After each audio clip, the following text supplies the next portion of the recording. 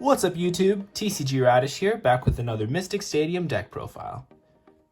Today I'll be showing off my Shadow Core deck, updated for the new LDS main format. Shadow Core and Grave decks were definitely an inferior deck in the previous meta, and underperformed against pretty much any matchup, mostly due to the fact that getting 7 monster cards in your discard zone was quite an ordeal, and the payoff, being Shadow Core Dragon, wasn't a proper reward for the effort. Well, with the Legions of the Deep Sea expansion, a lot of support cards have been added for this type of deck, and it's able to compete in this current format. I'm unsure whether it's a top tier deck in this meta, but it's definitely in a better place than it was before. Anyways, let's get right into it. So the first card I'm going to play in this deck is a 3-of top deck Excavator. Excavator is an amazing starter, and it's going to be our main method of getting monster cards into the discard zone. It's also able to fish for the cards that we want into our hand, being able to dig through 5 cards at a time. You do have to be cautious and not too aggressive with this card though, because once you dump through your whole deck, you'll start taking damage. As before, I still run the 3 copies of Return Spirit, which is just a great card for enabling STP, and a card that we don't mind getting into our discard zone, as the goal of this deck is to dump as many cards into your discard zone as possible. Monsters that give you value while they're in your discard zone are pretty important, and Return Spirit definitely falls into that category. Next up, I run a 1-of Crystal Shade, which is just a solid cost 2 monster, which pays its energy cost back when it dies.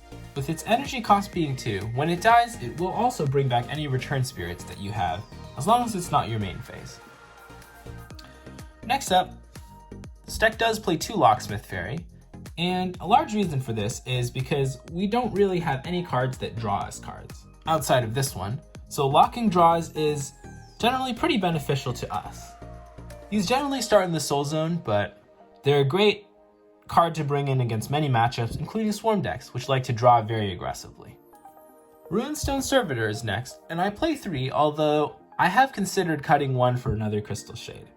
This card is a great way to get back Return Spirits, with its cost at 2 and being able to recur it whenever it dies. It's one of the many monsters we want to dump with Excavator. Next up, 2 copies of STP, which is our main attacker in the early game. It gets over virtually every monster that's not really difficult to bring out, and it's still able to be played from our discard zone, which is something we want from most of our monsters in this deck. It's got Flash Shield, making its attacks difficult to stop, and when it destroys itself at the end of the turn, it'll trigger any Return Spirits you have in your discard zone, and it'll also count itself towards your 7 monsters for Shadow Core Dragon. And our lost monster, of course, is Shadow Core Dragon. And I do play 2, and the reason we're able to get away with playing 2 is due to one of the new cards, and I'll get to that in a second. In the previous format, this was a clunky card that you couldn't play for most of the game, and it was relatively easy to remove due to Magnolia Mage being so prevalent, but in this format with the support around it, it's definitely a more solid option. For 3 costs, you're getting a great stat line, immunity to most removal, and it also destroys all of your opponent's monsters whenever it lands a hit, which is a pretty nice bonus. I run only 5 spell cards in this deck, being a playset of Quick Energy, of course, as well as 2 Shadow Vortex for board wipes. Alright, on to the flash cards. The first flash card I run is a full playset of Voiding Lands, although I do usually start with 1 in the Soul.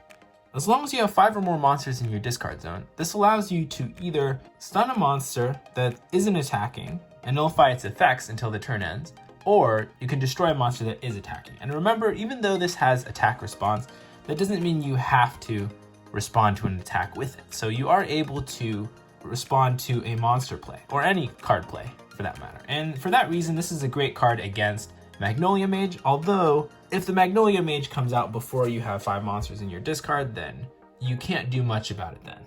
But overall, this is a great versatile card, and it can be removal, or it can help prevent some annoying monster effects.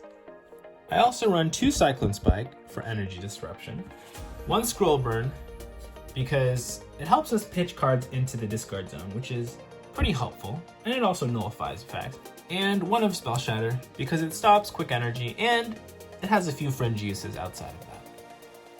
And the last card in this deck is an arena card, and I would say it's possibly one of the best cards in this deck outside of maybe Excavator, and that is of course Void Portal.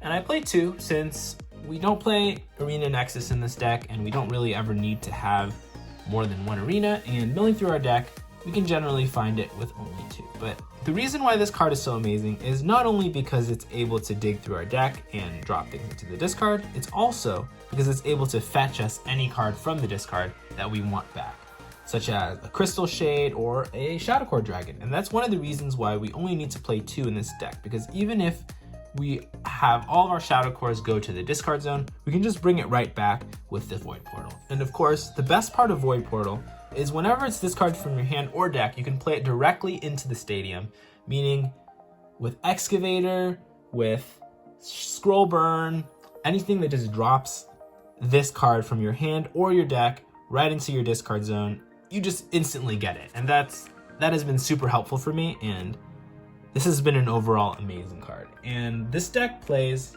a lot more smoothly. Is it the best deck? I don't know, who knows? But it's definitely a lot more fun to play than back when I was playing a Shepherd form of this deck and just sitting around waiting for my opponent to destroy my monsters, and that was very clunky. This is a lot smoother, so yeah. So there you guys have it. That's my updated deck list for my Shadowcore Dragon deck for the LDS main format 2021. Thanks for watching as always. I'll see you next time.